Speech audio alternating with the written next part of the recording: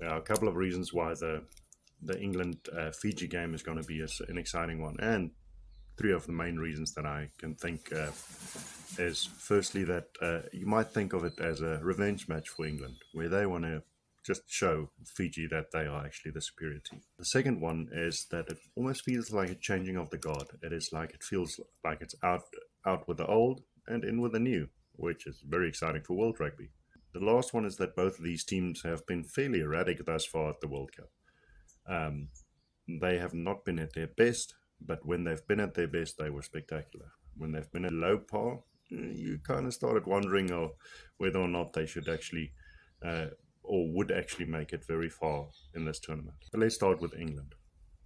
England started out brightly with their win against Argentina, and I honestly thought that was going to go the other way before the match. But after that game, you had to think England are probably back. They were better in that game than they've been for a long time.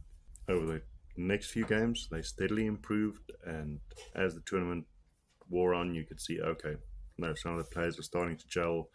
The team is starting to look better, even though there were still definite flaws in their game. You could see, okay, it's getting better. It's getting better. They're building up quite successfully.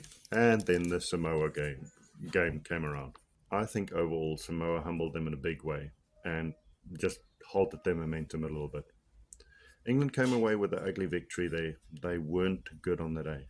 Samoa was definitely the better team, but it would, however, have posed more questions for the coaching staff and for the team in terms of their abilities than it would have given answers. So that might have dented their confidence a little bit going into this one. Let's wait and see how that turns out. Let's move on to Fiji and just see where Fiji are at the moment. Fiji's pool games could basically be split into two halves. There was the game against Wales, there was a game against Australia, and those two were ones where you thought, okay, who's going to stop Fiji? And I know it's a bit of an exaggeration, but they were just spectacular. In that game against Wales, it was an unlucky last knock on that resulted in them not getting the victory there against the Welsh. And then when they played Australia, they absolutely just demolished Australia. It wasn't that Australia was really in the contest after those first couple of points that they scored. So everybody started getting very excited about Fiji. And I don't think it was just luck from the Georgian side. The Georgian side really played good rugby. Had the bounce of the ball been a little different, it would have put Fiji in a very difficult situation for this final weekend's game. All they needed from this last game was the 1 point. And they never anticipated it was going to come in the form of a losing bonus point. Nobody else, I think, in the world actually thought that. But they were beaten by the better side on the day. And I think that was quite a bit of a wake-up call for the Fijian side. Or I hope it was, if nothing else. I think Fiji definitely want to prove that they deserve to be part of the elite group of teams in the world. And they want to prove that in this game.